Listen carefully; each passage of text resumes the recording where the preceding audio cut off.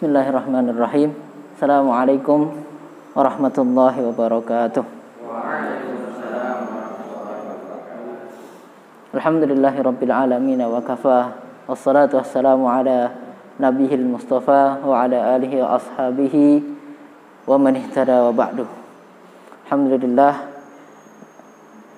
setelah beberapa waktu sempat kita lockdown ya. Sempat kita lockdown karena ada peningkatan kasus COVID 2019 di Kulon Progo, termasuk diantaranya cukup dekat dengan rumah tinggal saya. Jadi kemudian kemarin beberapa waktu komunikasi dengan Pak Siradi kita off sementara. Alhamdulillah malam hari ini kita dapat kembali bersama-sama melanjutkan kajian kita bersama. Mudah-mudahan Allah Subhanahu wa taala senantiasa melindungi kita semua, memberikan kesehatan kepada kita semua, terlebih di masa pandemi yang belum jelas kapan ini akan berakhir. Mudah-mudahan wabil khusus jamaah Masjid Ismail diberikan keselamatan oleh Allah Subhanahu wa taala, dan secara umum mudah-mudahan Allah segera berkenan untuk mengangkat pandemi ini dari seluruh muka bumi ini. Allah lah yang menurunkan pandemi dan Allah pula yang akan menariknya kembali, sehingga kita berharap mudah-mudahan sekali lagi Allah segera mengangkat pandemi ini dan kita segera bisa kembali beraktivitas dengan normal dalam segala bentuk kegiatan-kegiatan kita. Yang sekolah ya sekolah dengan nyaman, yang bekerja dengan nyaman, dan semua aktivitas berjalan dengan protokol kesehatan yang macam-macam. Barangkali mudah-mudahan nanti segera kita tinggalkan semacam itu.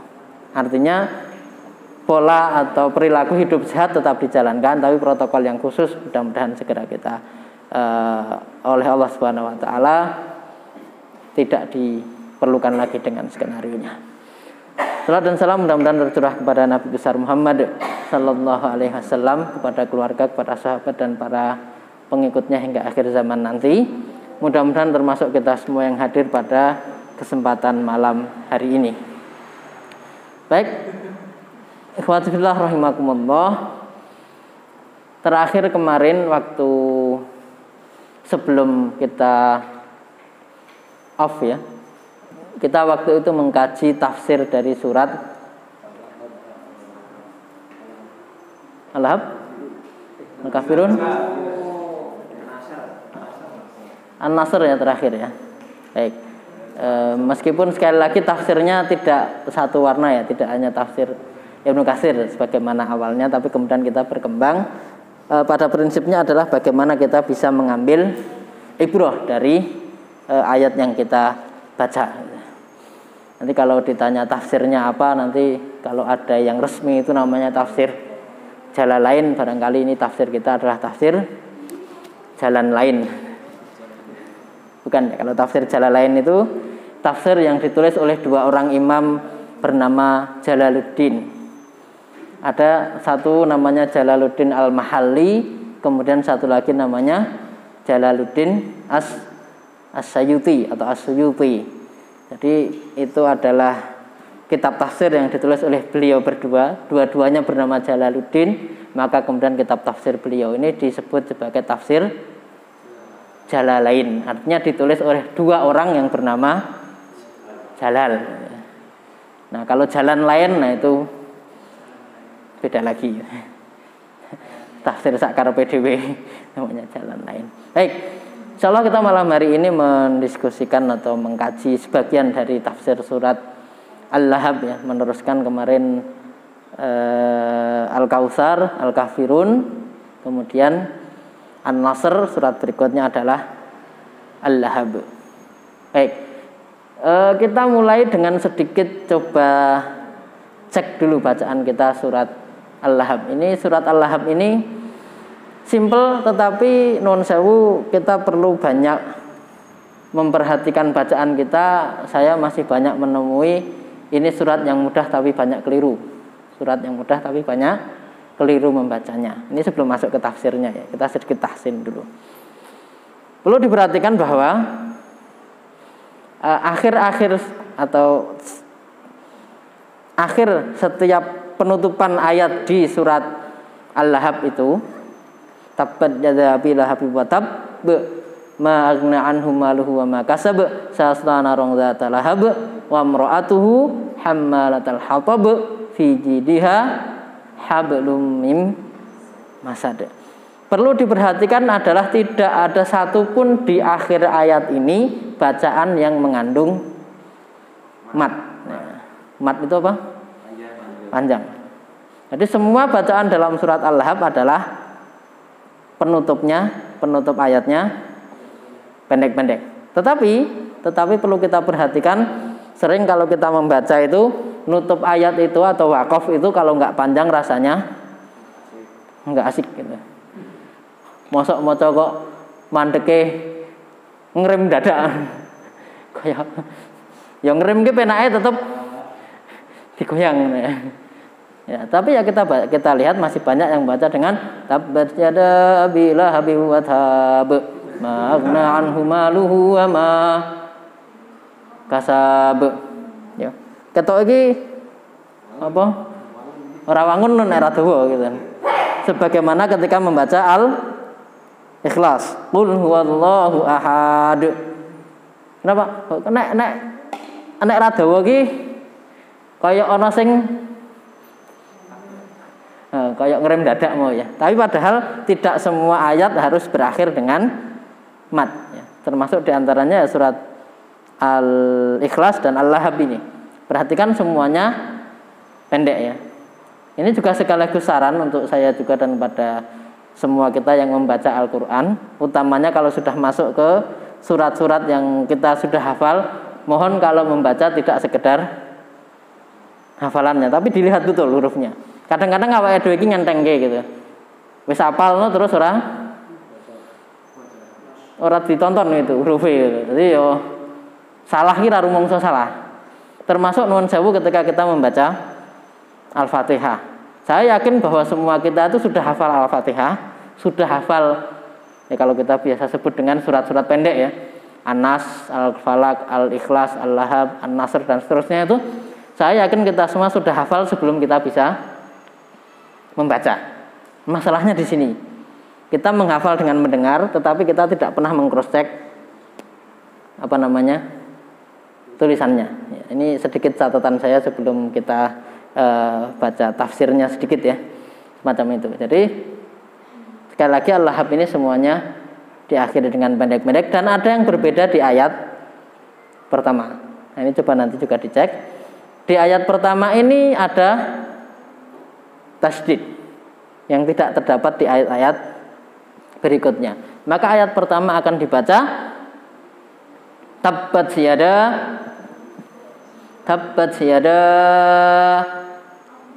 abi lahabi wa tab.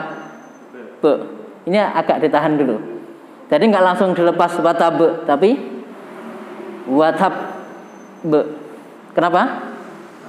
Karena ada tasydid di atas huruf ba. Jadi tasydid itu artinya hurufnya ba ada dua. Karena huruf ba-nya ada dua, dalam aturan tajwid dikatakan tajwid adalah memberikan hak setiap huruf. Karena ba-nya ada dua, berarti kedua huruf itu harus diberikan haknya. Maka kemudian membacanya harus dua huruf. Ya, ditahan baru lepas qalqalahnya. Tabbat yada abi lahabi wa tab. Nah, kalau yang lain-lain ayat berikutnya tidak pakai tasydid, berarti langsung disukunkan hurufnya tanpa ada ditahan seperti itu. Baik, ini sedikit catatan tahsinnya bagi kita semua. Mudah-mudahan semakin baik bacaan Al-Quran kita. Nah, tentang surat Al-Lahab ini diriwayatkan oleh Al-Imam Al-Bukhari ya. Al-Imam Al-Bukhari mengatakan telah menceritakan kepada kami Muhammad ibn Salam, telah menceritakan kepada kami Abu Muawiyah, telah menceritakan kepada kami Al-A'mash dari Amr ibn Murrah, dari Sa'id bin Jubair, dari Ibnu Abbas bahwa Nabi Shallallahu Alaihi Wasallam keluar menuju lembah Bapok, lalu menaiki bukit yang ada padanya dan berseru. Ini bukit di sekitar Sofa ya. Kalau kita kenal kan ada bukit Sofa dan bukit Marwah kalau di Arab itu ya. Jadi kisahnya adalah Nabi Muhammad Shallallahu Alaihi Wasallam dalam riwayat sejarahnya kan berdakwah dengan beberapa tahap. Mulai yang pertama adalah berdakwah di lingkungan keluarganya yang kecil, kemudian meluas gitu. Kita kenal nanti ada dakwah sembunyi-sembunyi dan dakwah yang terang-terangan. Dakwah yang sir, sembunyi-sembunyi hanya pada kalangan terbatas, hingga dakwah yang jahar, keluar terang-terangan di tengah masyarakat. Nah, ayat ini turun ketika transisi dari dakwah sembunyi-sembunyi ke dakwah terang-terangan. Ketika turun ayat yang memerintahkan Nabi Muhammad SAW untuk meluaskan dakwahnya dari sebelumnya hanya di kalangan keluarga. Jadi ada ayat anzir ashiratakal aqrabin ya. Berikanlah peringatan kepada keluarga-keluargamu yang terdekat. Kemudian ayat berikutnya turun fasda' bima tu'maru wa arid 'anil musyrikin. Sekarang terang-teranglah perintahmu untuk berdakwah ini dilakukan, dan kemudian tolaklah orang-orang yang musyrik. Maksudnya adalah dakwahmu sekarang bukan hanya di lingkungan keluargamu saja, tapi juga sudah ke masyarakat luas. Maka dikisahkan pada hari itu Nabi Muhammad SAW naik ke bukit dan kemudian mengumpulkan orang-orang Makkah pada waktu itu. Nabi mengatakan, awas ada musuh pagi hari ini. Ini satu riwayat. Riwayat lain mengatakan, ya intinya Nabi SAW mengumpulkan masyarakat Makkah, kemudian mengatakan, wahai masyarakat Makkah, setelah orang-orang itu berkumpul. Jadi kalau zaman dulu itu kayak nyampe ke woro-woro gitu ya. Kalau sekarang kan menyampaikan woro-woro ki rasah ngumpul ke wong. Cukup neng grup dikirim broadcast ya. Kalau dulu woro-woro itu kumpul ke. Bahkan kalau di kita di masyarakat Jawa pun maka dikenal ada tempat namanya alun-alun. Apa itu alun-alun? Alun-alun itu tempat mengumpulkan warga diantaranya untuk menyampaikan woro-woro. Jadi kalau dulu itu ada mungkin di kerajaan atau di pemerintahan itu ada semacam humasnya gitu ya. Terus ngumpul ke masyarakat woro-woro terus udah ngumpul. Tempat kumpulnya namanya alun-alun. Kenapa namanya alun-alun? Alun-alun waton kelakon. Bukan ya. Alun-alun itu dari kata al-laun. Al-laun itu artinya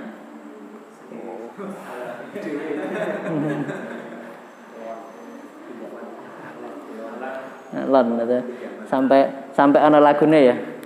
Aku mundur alun-alun. Ya. Bukan, al-laun itu dalam bahasa Arab artinya warna. Jadi kalau alun-alun itu sebenarnya bentuk kata ulang yang keliru ya. Harusnya al-laun itu zamannya adalah al-alwan. Launun alwanun, tetapi terus jadi alun-alun. Tetapi maksudnya alun-alun adalah warni. Banyak warna di alun-alun. Apa maksudnya banyak warna? Alun-alun adalah tempat berkumpulnya orang dari segala macam latar belakang kelasnya. Maksudnya yo wong ningrat, wong di kasta itu. Ningrat, rakyat jelata, dan seterusnya itu. Semua lapisan masyarakat kumpul di situ. Apalagi kalau ada pengumuman dari keraton misalnya. Semua orang ngumpul, baik yang nuwun sewu secara ekonomi paling miskin sampai yang paling kaya, yang paling pejabat sampai yang paling masyarakat paling rendah gitu ya. Semuanya ngumpul di situ, semua warna. Makanya tempat kumpulnya namanya alun-alun gitu ya. Nah, pada konteks ketika Nabi Muhammad SAW menyampaikan ini, alun-alunnya dalam tanda kutip, tempat berkumpulnya adalah di Bukit Sofa. Jadi beliau naik gitu ke bukit, kemudian menyeru orang, sehingga kemudian semua orang berkumpul. Dan setelah berkumpul, Nabi baru akan menyampaikan sesuatu. Nah ini saya stop dulu sampai kisah ini, belum ke apa yang disampaikan. Tetapi prinsipnya yang ingin saya sampaikan ini cara komunikasi. Cara komunikasi. Macam-macam gitu.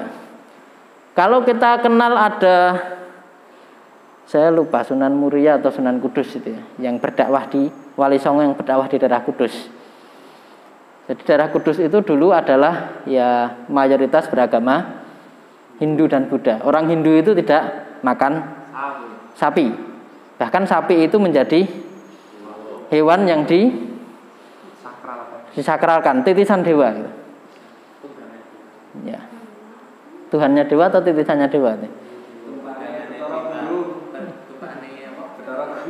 Ya. Sehingga sapi itu tidak disembelih. Kalau ada sapi yang bagus, itu akan membuat orang tertarik untuk datang. Maka saya lupa ini antara Sunan Muria atau Sunan Kudus. Kalau beliau berdakwah itu beliau nonton sapi yang bagus gitu. Terus berhenti di suatu tempat. Nanti orang-orang akan ngumpul. Nah setelah ngumpul baru beliau sampaikan dakwahnya. Makanya sampai sekarang kalau Idul Adha itu di Kudus itu masih berlaku, tidak ada kurban sapi di sana, kurbannya kerbau. Karena di sana ya ini bagian dari asimilasi budaya Islam dengan budaya lokal waktu itu ya. Itu tidak nyembelih sapi. Nah, ini sekedar ini. Prinsipnya adalah ini cara berkomunikasi. Ya kan? Nabi SAW dahulu mengumpulkan warga di Bukit Sofa dengan memanggil dengan sesuatu yang kira-kira warga itu tertarik untuk ngumpul gitu. Maka Nabi tadi mengatakan kalau dalam satu riwayat, awas ada musuh pagi ini. Jadi menyampaikan sesuatu sing ono aspek baik menarik secara positif maupun negatif, tapi intinya adalah mengalihkan perhatian kepada beliau. Sehingga ketika semua orang sudah ngumpul, Nabi mengatakan, wahai sekalian manusia, seandainya aku mengatakan bahwa di balik bukit ini ada musuh yang siap menyerang kita, menurut kalian bagaimana? Ini Nabi sedang menyampaikan bahwa beliau ini sebagai orang yang sekian tahun sebelum beliau diangkat menjadi Nabi, menjadi Rasul itu sudah mendapatkan gelar Al-Amin. Al-Amin artinya orang yang dipercaya. Jadi Nabi terkenal dengan kejujurannya. Nabi itu mau mengatakan apapun pasti orang percaya gitu. Jadi beliau dengan ini hitung-hitungan manusiawinya. Beliau dengan kepercayaan diri beliau mengatakan, kalau aku kabarkan kepada kalian di balik ini ada musuh yang siap menyerang, kira-kira kalian percaya apa enggak? Maka orang-orang mengatakan, wahai Muhammad, kami tidak pernah menemukan engkau itu bohong. Bahkan kami menyebut engkau itu Al-Amin. Maka kami percaya apapun yang akan engkau sampaikan. Oke, kalau begitu maka Nabi mengatakan, maka sesungguhnya pada hari ini aku mengumpulkan kalian ingin menyampaikan tentang, maka sesungguhnya aku memperingatkan kalian akan datangnya azab yang keras. Maksudnya apa?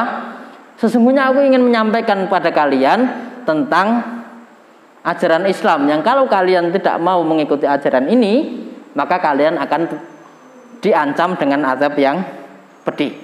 Itu Rasul menyampaikan seperti itu, menyampaikan ancaman bagi orang-orang yang tidak mau beriman. Ini kira-kira respon masyarakat seperti apa? Ini yang menyampaikan Muhammad. Muhammad ini selama ini dikenal sebagai orang yang jujur.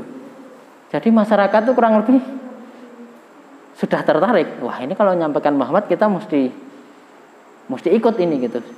Di benak masyarakat Quraisy pada waktu itu sudah berpikir, wah kita harus ikut apa kata Muhammad. Tetapi di tengah kondisi itu datang seseorang, paman beliau sendiri. Namanya Abul Uzza bin Abdul Muthalib. Seorang yang kemudian dikenal dengan sebutan Abu Lahab. Abu Lahab itu artinya apa? Lahab.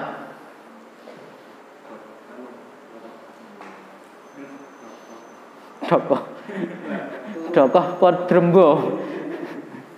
Nek drembo apa? Bukan ya, nek Abu Lahab nganggo P itu. Nek Abu Lahab nganggo P berarti apa jenenge?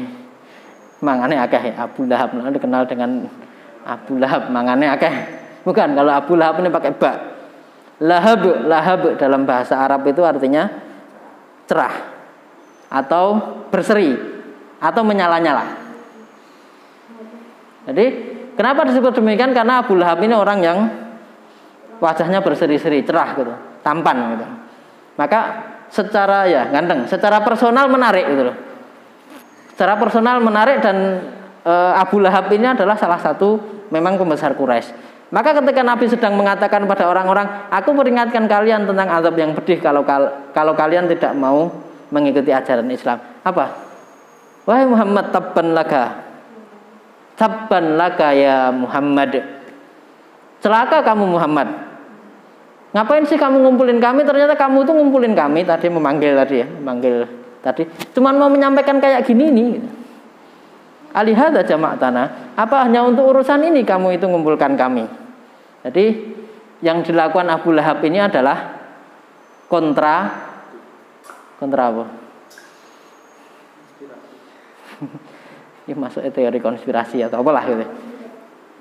Jadi ini adalah propaganda yang membuat orang itu kemudian pemikirannya itu berubah. Yang jadi awalnya itu sudah bersiap-siap untuk mengikuti Nabi Muhammad, tetapi kemudian karena propaganda Abu Lahab, maka kemudian orang-orang sebagian itu muntir gitu. Muntir. Jadi yang dilakukan oleh Abu Lahab, kejahatan yang dilakukan oleh Abu Lahab terhadap Nabi itu bukan berupa siksaan. Kita kenal kalau di awal-awal Islam ketika dakwah Nabi Muhammad SAW kan banyak sahabat yang disiksa. Kita kenal nama Bilal ibnu Rabah, Ammar ibnu Yasir, dan beberapa sahabat yang lain yang rata-rata berasal dari golongan menengah ke bawah, budak dan seterusnya, itu kan disiksa oleh para majikannya. Ya kan? Ada Ammar bin Yasir, kemudian orang tuanya Ammar yang bernama Yasir dan istrinya Sumayyah, kan itu keluarga budak yang disiksa. Ammar dan Sumayyah itu dua-duanya Yasir dan Sumayyah dua-duanya meninggal. Ammar itu selamat karena beliau ketika ditanya apakah kamu mau kafir, dalam kondisi terpaksa beliau mengatakan oke, gitu kan. Nanti kan turun ayat tentang ya kalau kamu itu terpaksa karena kamu dalam siksaan dan hatimu tetap beriman maka itu nggak apa-apa. Ya. Tapi maksudnya kondisinya sangat darurat. Nah, banyak pembesar-pembesar Quraisy yang suka memberikan intimidasi kepada Nabi dan para sahabatnya dalam wujud siksaan fisik. Tetapi Abu Lahab ini tidak melakukan hal itu. Abu Lahab tidak menyiksa budak, Abu Lahab tidak menyiksa secara fisik Nabi Muhammad dan para sahabatnya, tetapi Abu Lahab ini melakukan apa tadi? Propaganda media. Ini kalau sekarang kita hidup di media sosial gitu barangkali ya sing sering posting sing mungkin ki bose para buzzer gitu deh. Bose nanti sing suka membolak-balik media propaganda gitu. Ya, Abu Lahab dunia medsos sekarang nggak ada Abu Lahab ya. Nang medsos sonone Abu Janda. Ya. Tapi prinsipnya itu yang dilakukan oleh Abu Lahab ini propaganda media. Sehingga ternyata propaganda media ini dinilai kalau kita melihat ayat ini itu lebih besar efeknya daripada siksaan fisik. Siksaan fisik adalah sesuatu yang bentuk perlawanan dakwah yang luar biasa. Tetapi meskipun ini tidak mencederai fisik, propaganda yang dilakukan Abu Lahab ini luar biasa. Sampai kemudian ayat Al-Quran ini turun langsung nyebut namanya. Tabbat yada Abi Lahab wa tab. Pembesar-pembesar Quraisy yang lain yang menyiksa gitu, ada juga kisahnya dalam Al-Quran, tetapi tidak disebutkan namanya. Tetapi khusus Abu Lahab disebutkan namanya. Artinya apa? Kalau disebutkan namanya kan berarti kejahatannya luar biasa. Ya tadi sekali lagi, yang menyiksa para sahabat secara fisik itu juga jahat, ya kan? Tetapi yang membuat propaganda yang menjauhkan masyarakat dari ajaran Nabi SAW ini lebih jahat lagi. Maka turunlah ini. Ketika dia mengatakan Abu Lahab kepada Nabi, tabban laka ya Muhammad, celakalah kamu wahai Muhammad. Allah langsung turunkan tabbat yada Abi Lahab wa tabb. Celakalah kedua tangan Abu Lahab dan dia betul-betul akan celaka, akan binasa. Ma aghna anhu maluhu wa ma kasab. Tidak akan lagi berguna hartanya dan segala sesuatu yang dikerjakannya. Jadi ceritanya Abu Lahab ini pernah mengatakan, itu si Muhammad itu cerita-cerita tentang nanti kalau tadi kan Nabi mengatakan di balik gunung ada pasukan. Nabi kan mengatakan, aku sampaikan kepada kalian azab yang pedih tadi kan.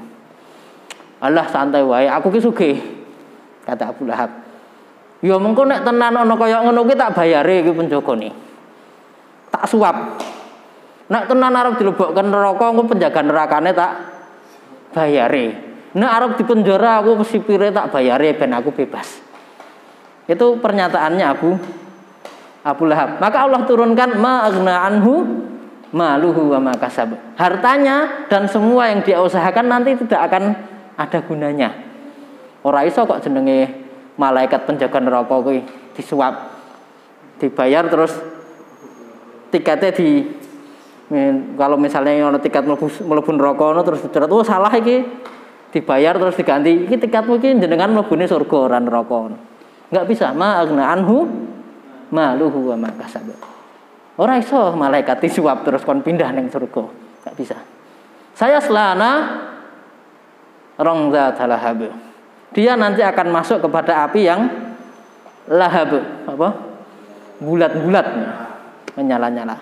Wa imra'atuhu hammalatal hatab. Bukan cuma dia si Abu Lahab ini yang masuk ke dalam neraka, tetapi juga istrinya, si pembawa kayu bakar. Ada dua makna kayu bakar ini menurut para ahli tafsir. Makna yang pertama adalah nanti di neraka Abu Lahab ini kan disiksa.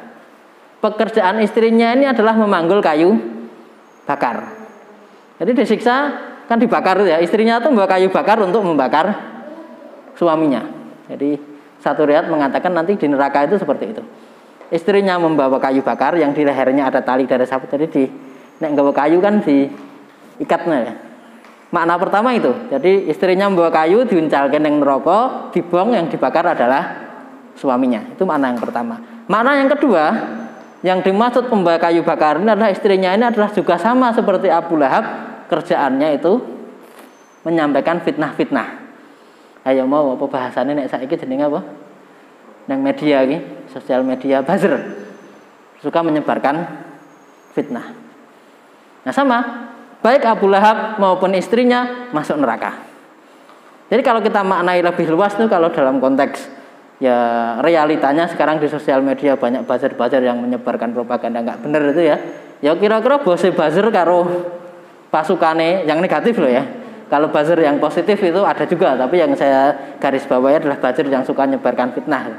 Kalau buzzer yang suka menyebarkan misalnya broadcast kajian itu kan buzzer positif ya. Itu yang baik. Nah, itu semuanya nyemplung neraka, itu kurang lebih ancaman kalau kita bahasa dari surat Al-Lahab ini.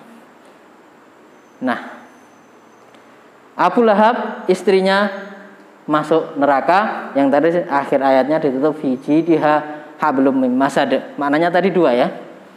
Dan di antara makna yang kemudian diikuti oleh lebih banyak para ulama adalah maksudnya si istrinya ini suka membawa fitnah. Maka mudah-mudahan Allah Subhanahu wa taala menjauhkan kita dari perilaku gaya Abu Lahab. Ya kan, membuat orang itu atau suka menyebarkan kebencian. Kita kenal sekarang ada istilah ujaran kebencian, ono istilah apa nang media sosial ki, hoax, ono apa meneh? Macam-macam itulah. Mudah-mudahan kita semua dijauhkan dari perbuatan-perbuatan seperti ini. Mari kita dalam konteks kekinian, kita semua lebih banyak barangkali terutama para remaja hidup di dunia maya, maka jangan sampai kemudian kita menjadi para Abu Lahab. Abu Lahab. Mari kita semua aktif di sosial media lebih untuk menyampaikan kebaikan-kebaikan, menyampaikan apa yang disampaikan oleh Nabi Muhammad SAW tentang ajaran-ajaran kebaikan. Allah mudah-mudahan bermanfaat bagi saya pribadi dan bagi semua jamaah. Mohon maaf banyak kesalahan kekurangan. Saya kembalikan kepada yang memandu acara. Billahi fisabilil haq wastabil khairat. Allahumma muwaffiq ila aqwamit thoriq. Assalamualaikum warahmatullahi wabarakatuh.